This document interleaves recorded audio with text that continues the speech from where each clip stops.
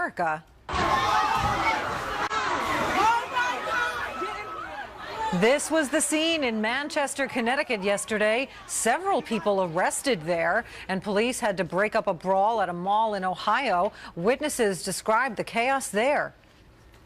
Running, screaming. I seen a girl get trumbled over. Like it was scary. It was really scary for real. We just saw some cops running towards the food court, and then eventually a little bit after that, people running the opposite way. So we didn't know what was going on. Well, that mall was placed on lockdown for a while. Scenes like this lit up social media. There is no word on what might have sparked this trend. Well, tensions are growing between the United States and Israel after that UN Security Council vote condemning the Jewish state with its settlements and declaring those settlements and the continued building illegal. Well, now Israel insisting the U.S. government, it says, was behind that controversial resolution, though the White House has been denying that. Ambassador John Bolton, writing in the Wall Street Journal, said this, quote, "Last Friday, on the eve of Hanukkah and Christmas, Barack Obama stabbed Israel in the front. The departing president refused to veto United Nations Security Council Resolution 2334, a measure ostensibly about Israeli settlement policy, but clearly intended to tip the peace process toward the Palestinians. Its adoption wasn't pretty, but sadly, it was predictable." John Bolton joins us now. He is, of course, former U.S. ambassador to the United Nations, senior fellow at the American Enterprise Institute, and a Fox News contributor. Ambassador, is it really fair to say that President Obama stabbed Israel? I mean, look, supporters of the resolution say the settlements are illegal. Israel continues to defy and violate international law. The Netanyahu government is provocative and is torpedoing any hope of a two-state solution with this continued settlement construction. Well, that is the Palestinian line, and but no U.S. administration has flatly called the settlements illegal before. They have said it's politically not helpful and the rest. But I think the real trouble with Resolution 2334 is that it implicitly repeals the well-known Resolution 242 adopted by the Security Council after the 1967 war between Israel and the Arab states nearby, that created the doctrine known as land for peace, that Israel, after 67 and then after the 73 war, would give back land that it had taken in battle in exchange for peace. So, for example, the Camp David peace agreement of 1979 with Egypt, Israel basically gave back that part of the Sinai Peninsula it had taken in the 73 war and got the Camp David peace agreement. What people are now arguing is that that is invalid, that the remaining territories that Israel once occupied after these wars really are not in its power to give back, so that Israel has to give in to borders that 242 flatly said were not defensible and not secure. And there's a lot of back and forth about the language of the resolutions, but the fact is this is an extraordinarily radical step by an outgoing American president intended to box in his successor. And what does it mean if the 67 borders do not hold? Well, the 67 borders are really the 1949 truce lines and the agreements that reflect where the parties, the military units stood when the ceasefire was declared in 1949. And these ceasefire agreements all say the line is based purely on military considerations. They're not intended to be political settlements. The idea is, and this too has been fundamental to American foreign policy, Democratic and Republican administration alike, for decades now, almost 50 years, the parties to the conflict in the Middle East themselves must work it out. This resolution was intended to, the Obama administration intended it would, put a thumb on the scales heavily in the Palestinians' favor. And again, doing it with a month left in office, fully intending to have an effect that would preclude the incoming Trump administration from doing a number of things it signaled in the campaign it would do. And what does this mean for the prospect of peace? This has, of course, been going on for decades. I mean, David Friedman, who the president-elect has nominated as the new Israeli ambassador, he's a staunch supporter of the settlements, apparently gives money and fundraisers for them in tunes of millions of dollars.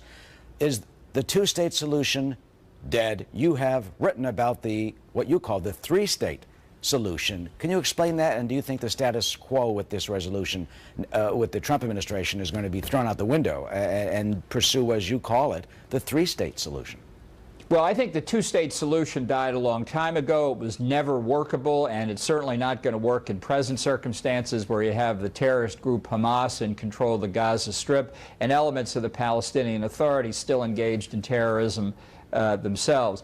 I think what you ought to think of is what's best for the Palestinian people here, consistent with Israel's security needs. And I think the answer is not to conjure up some imaginary state that won't even have its pieces connected with one another and which has no hope of economic viability. Instead, take these territories, give the Gaza Strip back to Egypt, give whatever part of the West Bank Israel is willing to cede to Jordan, connect the Palestinian people to real economies, and try and go on from there. This is a very difficult alternative because neither Jordan or Egypt want the Palestinian territories, which is a sad commentary on 50 years of anti-Israel activity in the region. But looking at this concretely, the two-state solution is simply not viable. If you don't like my three-state solution, fine, come up with an alternative. But beating your head against the wall continuously for the two-state solution mantra is not going to get us anywhere. Ambassador John Bolton, certainly the status quo in for a shaking up of some sort. Thank you for your insight and analysis. Thank you, Eric. Of course. Patty Ann? Well, Eric, frightening moments on board a packed airliner. What caused this plane to skid off the runway moments before takeoff? And millionaires and billionaires could fill some key roles in the president-elect's cabinet. How their wealth could complicate the Senate confirmation process. Well, a Jet Airways airplane skidding off the runway today in India, and it injured several people. It is an Indian airline, and that flight getting ready to take off when it veered off track, went off the runway and right into the grass. 12 people were hurt as crews evacuated the airplane. There is no word, though, exactly what caused that plane to basically drive right off the runway. President-elect Trump is putting together one of the wealthiest cabinets in history, and vetting the nominees' financial holdings could slow down the confirmation process. Some of the richest picks include Deputy Commerce Secretary nominee Todd Ricketts, who is worth an estimated $5.3 billion. Many more of the nominees have tens of millions of dollars. They will all have to report their assets and make sure there are no conflicts of interest. Joining us now, Steve Moore, the economic advisor for President-elect Trump's Transition Committee, also a distinguished visiting fellow at the Heritage Foundation and a Fox News contributor. Nice to see you, Steve.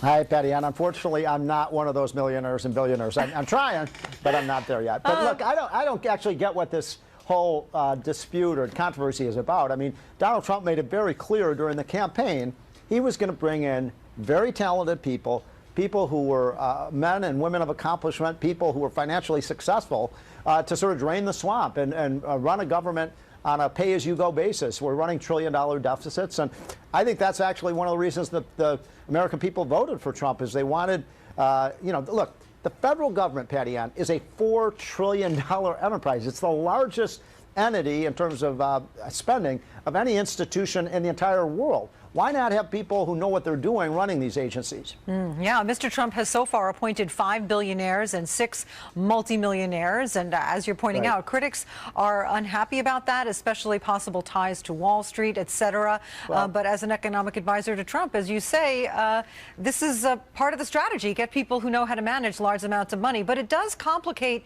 confirmation proceedings. Yeah. These nominees have to disclose their financial holdings. They have to shed assets that might present a conflict of interest. How difficult and time-consuming might this be? And is it possible that some nominees will be disqualified? No, I don't think so. And look, it is difficult. You have to go through all your financial records and you have to disclose everything. And by the way, that's appropriate, Patty Ann. We want the people who are running our federal agencies and the federal government to disclose any potential conflicts of interest they have. That's including Donald Trump himself. But that should not be disqualifying. I mean, the point I'm trying to make is if we say that people who are successful in business or finance are not able to be in government, then we're going to run trillion-dollar deficits for as far as the eye can see. It's time to get managers in here who know what they're doing, who know how to meet a payroll, who know how to run a business. I mean, we are literally borrowing, over $1 billion a day right now. You can't keep that up as a great nation. Yeah, and the thing is, these folks who do accept these nominations do it at personal sacrifice. In 2009, multimillionaire Stephen Ratner was appointed to the Treasury. The Wall Street Journal says he had to spend $4 $400,000 just on legal fees to deal with these complicated financial implications, and others actually declined to serve because of the divestiture and disclosure process. But even Ratner admits, he says, look, I don't think the government's out to torture you. He says the government is out to prevent a conflict of interest, so it's a necessary evil. But any way to simplify it going forward?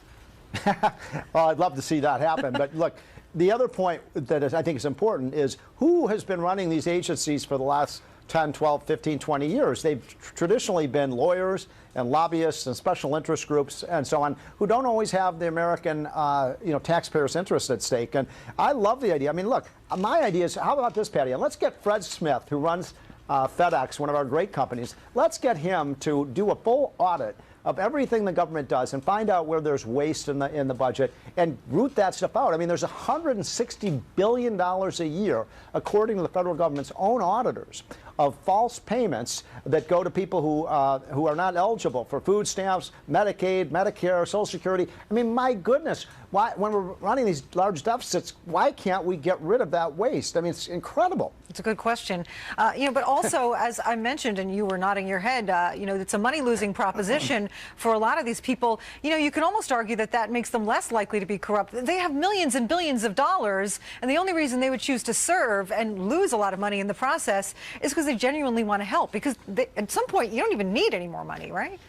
Well, I guarantee you my friend Wilbur Ross, who's taking over as the Commerce Secretary, is going to take a big pay cut to do this. He's a billionaire, and he's going to take probably a 98% pay cut to do this. So I think these are people who just have America's best interest at stake. They understand we're in a rut right now, and we'll see whether this works out. But, there's so many talented people who run American business. I mean, why not get people like Bill Gates and people like Warren Buffett in, so who can really show how you, as my mother used to say, manage your P's and Q's, Patty Ann, and that's something never happens in government. Well, Steve Moore, always a pleasure. Thank you. Okay, thanks. Well, President Obama, Patty Ann, pointing fingers in one of his final interviews as president. And he's pointing the finger at Fox News for his negative approval ratings with conservatives. Is he right? We'll take a look at that. And a hoax that quickly went viral. Why record label executives had to rush out and tell everyone Britney Spears is still alive, folks. Alive and well. A big Christmas snowstorm causing holiday travel problems in the northern plains states, and now the winter weather is moving east. Officials telling people to stay off the roads in North Dakota, where several highways had to be closed. That state seeing as much as 18 inches of snow in some areas. And Janice Dean is live now in the Fox Weather Center to tell us where the storm is heading next. Hi, Janice. Hi, Patty. And the good news is the storm is weakening, but look at the cold front associated with it, where we have very warm air ahead of this front, colder air behind it. Look, it's 57 right here in New York City. It is warmer than it is in Dallas. It's warmer than it is in El Paso. It's warmer than it is Albuquerque. So you get the picture. All of that warmth from the south is moving northward ahead of this cold front. The storm itself is weakening, which is great news. We still have a wintry mix across northern New England, but just sort of a scattered rain event for portions of the southeast and the mid-Atlantic. Our next storm system moving into the northwest, where we have unsettled weather for much of the new work week. But I want you to pay close attention to this next storm system as we get into Thursday and Friday, because we're expecting a nor'easter. But depending on the temperature, that will mean either it's going to be an all rain event, a mixture of the two, or an all snow event. So this is 2 p.m. on Thursday. So we're watching New England. You could actually get some heavy snow with this. And again, depending on the temperature, will that mean snow for maybe New York City? So 57 today. We're going to drop things dramatically in the next 12 to 24 hours with a high of 41 tomorrow. And we'll have to see what happens Thursday and Friday. Will it be too warm for a snow event? So that's going to be our next big storm system they're going to watch that could present some travel delays. There are your highs today. 57 in New York, 70 in Raleigh, 70 in Atlanta. So we've got that warm air ahead of the cold front, cooler air behind it. But look at the 24-hour temperature change. So this is quite dramatic. 23-degree difference between what it was yesterday and what it is today. 29 right now in Caribou, Maine. So that you can see where that cold front is here on the move, and a little bit warmer across the northwest as well. Quick look at your forecast temperatures. We're going to drop those temperatures this week, Wednesday, Thursday. But as we get that low pressure off the coast.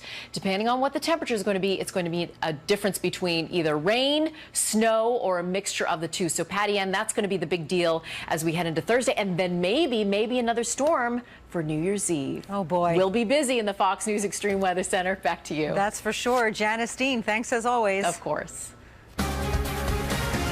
Well, President Obama is still at it, calling out Fox News, in part, for the backlash against him from conservatives. Listen to the latest thing he said.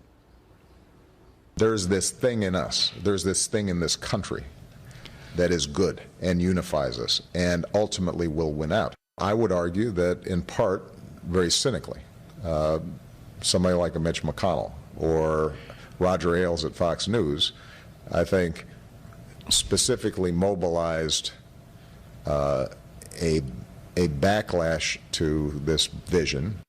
Well, is he correct? Tim Carney is a commentary editor for the Washington Examiner. Richard Goodstein, Democratic strategist and former Clinton advisor. Welcome to you both. Thank you. Tim, let me start with you. I mean, look, Fox News for years has been on his and the administration's mind. Anita Dunn, remember that in 2010? She was blaming Fox News.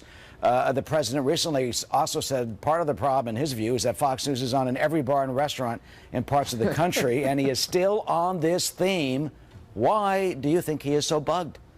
I think he goes to the worst bars and restaurants in America. Nothing against Fox News, but I'd rather be watching the Giants or the Mets when I'm in a bar or restaurant than you guys. But I think he's on this theme in part because he can't find any explanation for why the country isn't rallying behind him. I think he's drank his own Kool-Aid. He believes in hope and change. And the fact that he was able to win 2 elections but not bring the country with him, that he destroyed his party as far as the congressional, the state, the governor levels, that he wasn't able to pass anything through Congress after his first couple of years. I think he literally is shocked the rest of the country hasn't come along with him, and he's looking for a vast right-wing conspiracy to blame. So you're saying he's not personally introspective, or he's not personally willing to take responsibility because of some of his policies? He lacks a skill I try to teach my 10, 8, and 6-year-old, which is don't always blame somebody else when something goes wrong. Richard, is he doing that?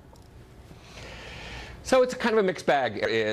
He leaves office with almost historically high. The person he backed for president won by almost 3 million votes among all the voters, and there were more Democrats that cast votes for the Senate. There were, Democrats picked up 2 seats in the Senate, 6 seats in the House. So this notion that it was this repudiation of Barack Obama is fiction. We will hear this fiction every day for the next 4 years at least, but it's a fiction. Now, the fact of the matter is, what Tim said is right. The Democratic Party is not nearly as strong today as it was. You can't deny, though, and all the data shows that people who watch Fox News, don't take it from me or Democrats, Bruce Bartlett, who was a Reagan and Bush 1 advisor in the Treasury Department, said that viewers engage in self-brainwashing. That's why they believe there were weapons of mass destruction in Iraq. It's why they believe Barack Obama was born in Kenya. This is the Bush administration. Well, the United Nations and the Bush administration, in dealing with the weapons of mass destruction, and Hans Blix told me, that they believe that there was. But I mean, when you're dealing with the policies and you're dealing with these issues, and we cover them in a fair, balanced way, like both you two guys, right now, is it really fair for the president to say he's been made a fictional character that some people have believed, and he's not looking at the policies that have cost the Democrats, for example, a tremendous loss in the Senate seats, at the state legislatures across the country, and this sort of thing? Look, I think he will indeed engage in introspection when he's done office. This is not the time to do it.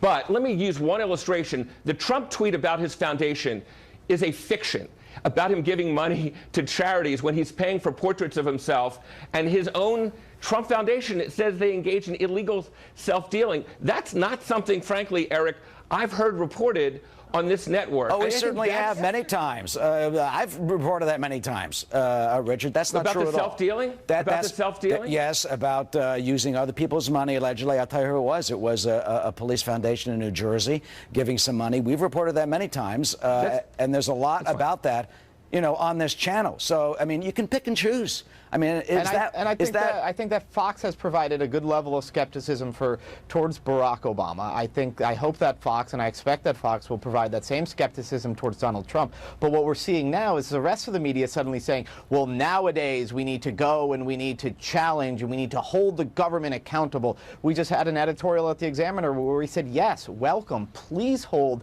Donald Trump accountable, but it would have been nice had you not taken something of a vacation for the last 8 years where Barack Obama was able to get away with fooling the American people and misleading them. But the fact is, I don't think fairness, he did fool them very there's a much. lot of negative commentary about the president's policies, about the expense of Obamacare and the rates going up, and this sort of thing, and the utter complete failures in Syria that have caused this unbelievable humanitarian catastrophe that many analysts believe, and rightly so, have been a stain on the Obama legacy. Finally, and I'll stop now, Richard, I mean, what would your advice be to President Obama as he goes off and sits there and clicks through Fox News and MSNBC and CNN? Yeah. I mean, what are you going to tell him?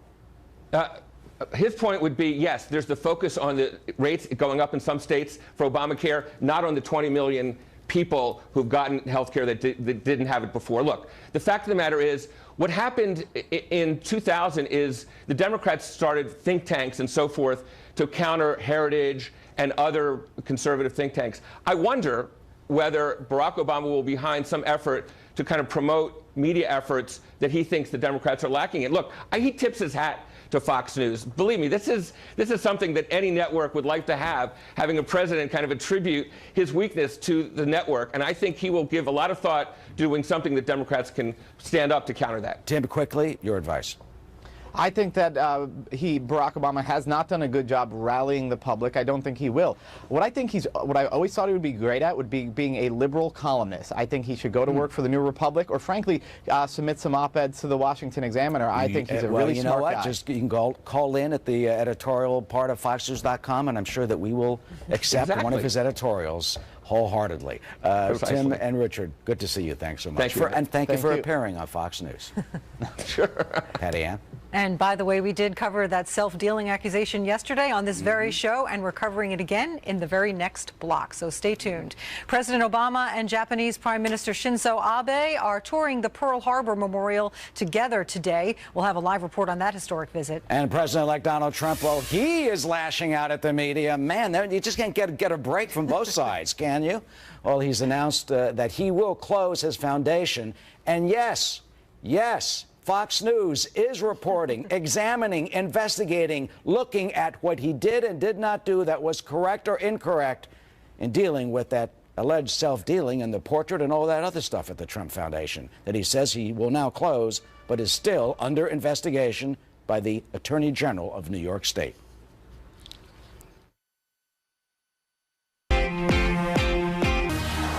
President-elect Donald Trump is firing back at the media after announcing he'll close his foundation to avoid any conflict of interest issues. He says the media is not reporting on all of his charitable giving. He tweeted, quote, "I gave millions of dollars to DJT Foundation, raised or received millions more, all of which is given to charity, and media won't report. And the DJT Foundation, unlike most foundations, never paid fees, rent, salaries, or any expenses. 100% of money goes to wonderful charities." So joining us now, Caitlin Huey-Burns, the national political reporter for Real Clear Politics. Thank you for joining us. Hi, good morning. So much of what Trump says there in his tweet is technically correct, according to the Washington Post, which says that over the years, since the 1980s, he has in fact given $7.8 million to the foundation that they can verify. But they also note that that is actually a pretty small amount for covering decades for a foundation from somebody of his wealth. Exactly. And over the past decade or so, he hasn't given any money to the charity and instead has spent the money that has been given by others and spent it on things, as the Washington Post has reported over the past several months, that benefit himself. We know about that infamous painting, the Tim Tebow collector's item, and those sorts of things. He also, as my colleague at Real Clear Politics has reported, used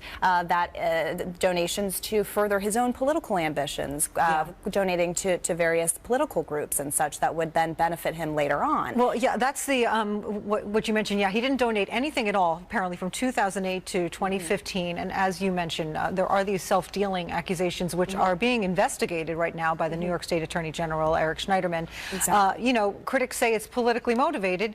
But what about some of the issues in there? Taking money from the foundation to pay settlements for lawsuits related to his for-profit businesses. Right, exactly. And just to backtrack a little bit, the reason that this is such a big deal is because Donald Trump had never released his tax returns. So there was no way of knowing and verifying these claims. And so the Washington Post really, and others, looked into this issue and found all of these things going on. And so when you're using your foundation to pay for various things that benefit you, that raises a lot of questions. And while he's trying to dissolve his foundation, he can't really do so because, as you mentioned, still under investigation by the AG. And so what this really speaks to is possibly the broader conflicts of interest with his businesses as he prepares to take the presidency, and these questions kind of still looming. So even though if he dissolves the foundation and steps away from it, these questions still exist. You know, he is blasting the media, saying the media is not covering all of the donations that he's made. But in fact, every time he invites the media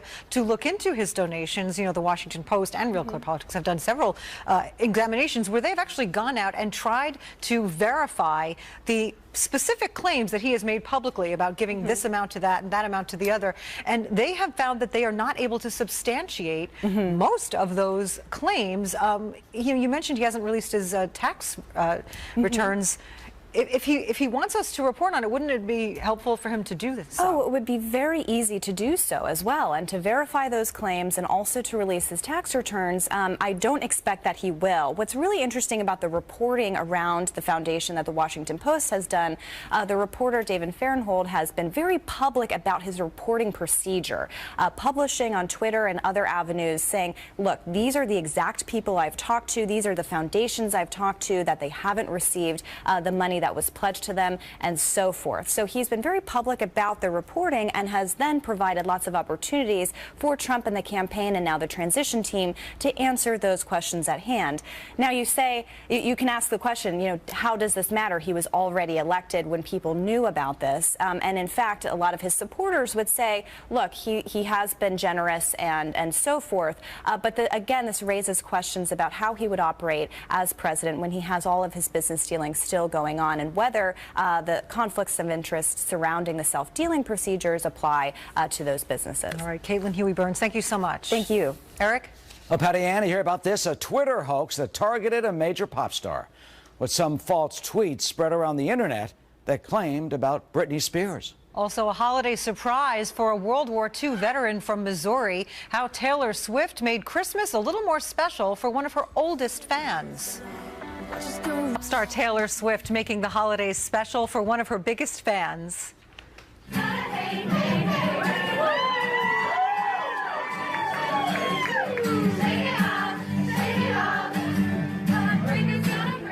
Cyrus Porter is a World War II veteran from Missouri. He's been to 2 Taylor Swift concerts along with his daughter and grandchildren. And just before Christmas, Taylor Swift showed up at his house and serenaded him with a performance of Shake It Off.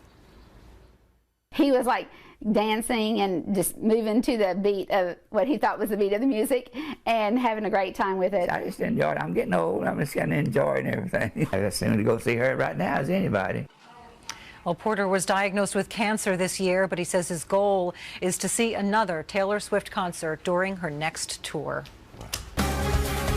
That's fabulous. Go, Cyrus. Well, Britney Spears, meanwhile, she's a victim of a hoax that went viral. Somebody posted tweets to Sony Music's Twitter account claiming that the pop star had died. William Lajeunesse is live in Los Angeles with more on this. So, William, I mean, some people really thought this was true? Well, just for a few hours, Mirror Online, the website out of London, did rush to publish with the headline, Britney Spears is dead, until later admitting the story was a hoax. But for a few hours yesterday, the world thought otherwise when someone hacked into the official Sony Music Twitter account, which sent out this announcement around 8 a.m. saying, and I'm quoting, "Rest in peace at Britney Spears," followed by a frown face, teary-eyed emoji, and the hashtag RIP Britney. Another tweet shortly after read, "Britney Spears is dead. By accident. We will tell you more soon." Well, that prompted her manager to tell reporters Britney is fine and well. A few clowns have made similar claims over the years, but never on the official Sony Music Twitter account. Britney herself posted this picture 17 hours ago showing us she is alive and well. In case you hadn't been following, she has sold 100 million albums. She is number 11 on the Twitter chart, 49 million followers, just behind Justin Timberlake, and ahead of Kim Kardashian. I'm in. This is just so, it's just horrible. And it's heartless that someone would do this. Who's getting blamed for these tweets? Well, no one has, actually, someone has taken credit, I should say, unless you figure the North Koreans are still angry about that Seth Rogen movie. But Sony Music said in a statement, first of all, that its social media account was compromised, and it apologizes to Britney and her fans for any confusion. So the group Our Mine claimed responsibility. It is a very effective hacker group that hacks celebrity internet accounts to, in their words, focus attention on cyber insecurity. In 2016, they hacked the Twitter accounts of the CEO of Google, the creator of Pokemon, and the founder of Wikipedia. Members of the group, for obvious reasons, remain anonymous. Bottom line, Britney Spears is alive. You can see her in Vegas. All right, Eric? That's a good thing, but man, it's really getting out of control. William, thank you. Patty Ann. Well, tensions between the U.S. and Israel going public in the wake of that controversial UN vote. Israeli Prime Minister Benjamin Netanyahu accusing the Obama administration of a diplomatic ambush. Israel now demanding the U.S. take action to punish the United Nations. Relations between the U.S. and Israel straining at the seams following the UN vote condemning Israeli settlements in occupied territory. Welcome to a brand new hour of America's Newsroom. I'm Patty Ann Brown, in for Martha McCallum. And hi, Patty Ann. And hello, everyone. I'm Eric Shawn, in this morning for Bill Hemmer, where Israel has been doubling down on its claims that the Obama administration did orchestrate that controversial resolution opposing Jewish settlements. Israel's ambassador to the United States, Ron Dermer, now calling for his government to retaliate against the UN for that security vote and punish the United Nations. We look forward to discussing that with the new administration and with Congress, and we think there has to be a real pushback against the UN, which has become a cesspool, not just of anti-Israel activity, but anti-American activity. Well, Rich Edson is live now in Washington. Rich, Israel also dialing up the rhetoric against the Obama administration. Yeah, good morning, Patty Ann. And the Israeli government is already looking forward to the next U.S. administration as President-elect Trump has criticized the United Nations over this vote. Israel says it has proof the Obama administration coordinated a resolution condemning Israel for its settlement building and says it will turn that evidence over to the Trump administration to decide how to proceed. The United States allowed that United Nations Security Council resolution to pass, abstaining from a vote, though the government of Israeli Prime Minister Benjamin Netanyahu and its allies see it as much more than a simple abstention. We have disagreements inside the family on a lot of things, but as they say, friends don't take friends to the Security Council. And what really happened here is that the Obama administration basically took the steering wheel and brought it over to those Jeffersonian democracies like Venezuela, Malaysia, Senegal, to decide on Israel's fate. The White House denies it orchestrated that vote. Deputy Press Secretary Eric Schultz says in a statement, quote, "The U.S. did not draft this resolution, nor did the U.S. introduce this resolution. The Egyptians, in partnership with the Palestinians, are the ones who began circulating an earlier draft of the resolution. The Egyptians are the ones who moved it forward on Friday, and we took the position that we did when it was put to a vote." The Obama administration says its abstention is simply reaffirming the long-standing U.S. position on settlements, Patty Ann. Rich, and there are predictions that we might actually see more moves from the Obama administration before the president leaves office regarding this? Yeah, before leaving office, Secretary of State John Kerry will offer the Obama administration's plan for Middle East peace. That's according to a top Obama policy aide. Administration officials have already spoken about the situation there, openly criticizing Israel for settlement building. When we see laws that aim to legalize outposts, when we see rhetoric that suggests that this is the most pro-settlement Israeli government in history, and when we see the facts on the ground, again, deep into the West Bank, beyond the separation barrier, we feel compelled to speak up against those actions. Though the administration has also criticized the Palestinians for the incitement of violence, the glorification of terrorists, and the growth of violent extremism, saying that erodes prospects for peace. Patty Ann. Rich Edson, live in Washington. Thank you. Well, Patty Ann, Israel already says it will pull funding from some UN programs, and there are calls in our country for the United States to do the same as a result of the Security Council vote. For more on this, we're joined by Steve Hayes, editor-in-chief of the Weekly Standard and a Fox News contributor. Steve, should the United Nations be punished if you do not agree with a Security Council vote? Well, I don't think with any Security Council vote. To me, this is sort of the culmination of decades-long problems at the United Nations. I mean, the United Nations has really become a place where authoritarians go to be excused, where atrocities are often ignored, where you have United Nations doing business with people like Saddam Hussein and the Oil for Food program, giving sustenance to a regime that was struggling with its own finances. I think the United Nations has, in many respects, become more trouble than it's worth for the United States. I mean, there certainly has been a failing of the international order. I mean, you got ISIS, terrorist attacks, the horror of what happened in Syria. I mean, civilians killed on a mass scale. I mean, all of this are the very issues that the United Nations was established to address and hopefully solve, to, quote, promote international peace and security. I mean, this is the first resolution at the UN, at the Security Council, that's been passed in like 7 or 8 years. Right. I mean, there's been this obsession at the United Nations with Israel. I mean, a targeting of Israel over the years. The United States has often, I think, taken a role in playing defense for Israel or with Israel against some of the more spurious and specious charges leveled against it by regimes that in many cases are rogue regimes. But, you know, what the UN has done in many respects is not just accommodate some of these rogue regimes, authoritarian regimes, dictatorships, countries, nations, governments that have dictated or have killed their own people. In many cases, they've given the United States and leaders that ought to act an excuse for not doing so, because United States leaders of other Western countries can say, well, the United Nations is addressing this, and you know there will be some grave concerns expressed and some letters written and maybe a debate at the Security Council. All the while, you have people suffering or struggling, and I would point to Syria certainly as one prime example of this. President-elect Trump really criticized the UN in a tweet. Let me read it to you, what he said. The UN has such great potential, but right now it's just a club for people to get together, talk, and have a good time. So sad. But I mean, is that really fair, Steve? Look, the World Food Program feeds 80 million people a day, 20 million of them children. The refugee programs house at least 2 million, if not more. UNICEF has eradicated polio in some parts of the world. They have, inoculate children, and it keeps millions of people alive. It is the only hope, the only humanitarian hope for many of these people.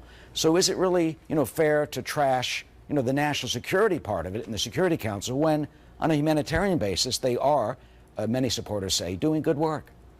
Yeah, I don't think the argument is that the United Nations doesn't do any good. I think that clearly, as you suggest, it does. The question is whether the good that it does outweighs the challenges, outweighs the difficulties that it presents. And I think in this era of increasing globalization, there are other means by which you could address some of those problems that you point to. And I think the question is whether you can strengthen other alliances, if you're incoming President Donald Trump, where the interests more clearly align with the United States. I mean, you don't have, for instance, you don't want Syria on the UN Human Rights Council. It makes no sense. I mean, there's so many examples of this kinds of behavior over the years at the United Nations that really almost makes a mockery. It's a self-mockery of the institution. I think the question is, can you can you address some of those problems in better alliances that are better suited to address those problems more directly without the UN bureaucracy, and that don't present the additional problems that the United Nations so often presents, while the United States, by the way, is picking up a quarter of the tab. Yeah, we pay 22% of the budget, about $3 billion a year. By the way, I wrote a book about all this called The UN Exposed, How the United Nations Sabotages America's Security and Fails the World. I wrote this in 2006, and I have to tell you, Steve, I'm really so regretting, I'm so sad that it continues. All you have to do is look at Syria. You see these failings despite some of the good that it does. So when you talk about new alliances, what do we do? Where do we go? Can the UN be rehabilitated? Yeah, I mean, look, you could write a paperback version, right? Time for a paperback version with a big epilogue, more reporting on there. I think the examples since 2006 have only gotten worse. I mean, you know well, Eric, from your reporting on the oil for food scandal, exactly what unfolded there, and you know, it was the knowing compliance, I think, of UN officials with Saddam Hussein's Iraq, understanding fully what was happening there, that made it the tragedy that it was. And again, that's one example. There are many, many others, and you have to start to question whether this institution serves the purposes that it was intended to serve. And I think we've reached with this resolution a new point in all of this. I mean, you have conservative internationalists like Lindsey Graham questioning whether the United Nations really serves much purpose anymore, whether the United Nations, whether the U.S. should be providing funding to the United Nations. That's a new moment, I think, in this whole debate over the United Nations and what it does. Yeah, Kofi Annan even said that they have too often failed in their expectations and have just been discussing issues that are of no interest beyond the building. In the book, by the way, finally I wrote that the problem is they let everybody in. 192 nations, right. I mean, that have, many of them, as you rightfully pointed out, oppose the values upon what it was founded. Steve Hayes, great to see you. Thank you for your insight. Thanks, Eric. Of course. Patty Ann? Well, post-holiday shoppers are left scrambling for safety after fights break out at malls across the country.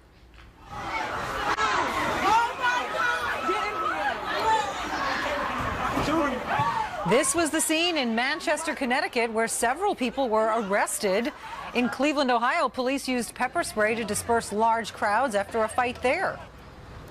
Running, screaming, I seen a girl get trumbled over. Like it was scary. It was really scary for real. Like, and it's just, like I said, it's just really sad. It's just sad. Well, Rob Schmidt is live from our New York newsroom with more on this. Hi, Rob.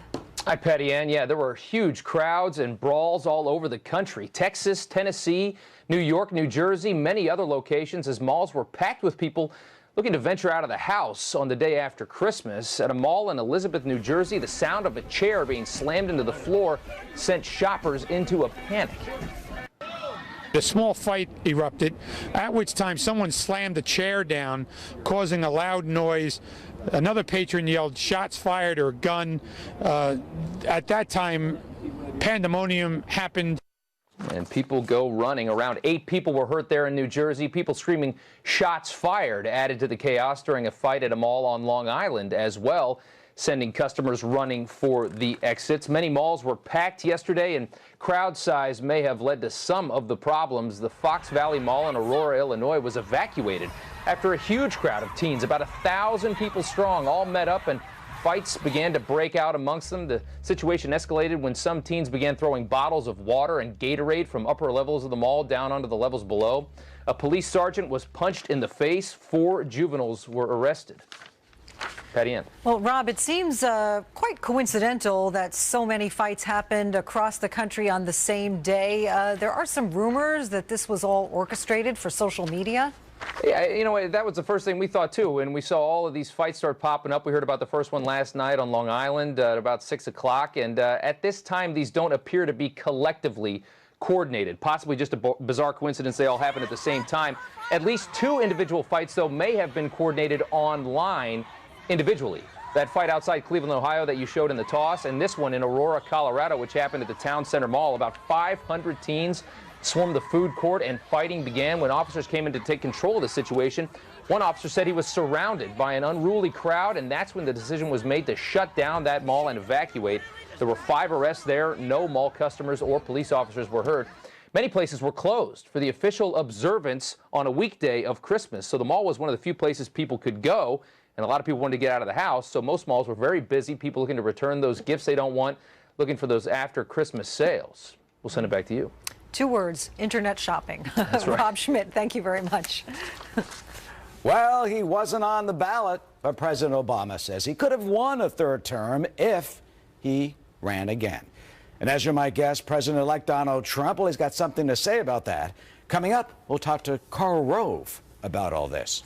Also, Boeing has a multi-billion-dollar deal to build planes for Iran, but one Iranian official says the planes are worth half that.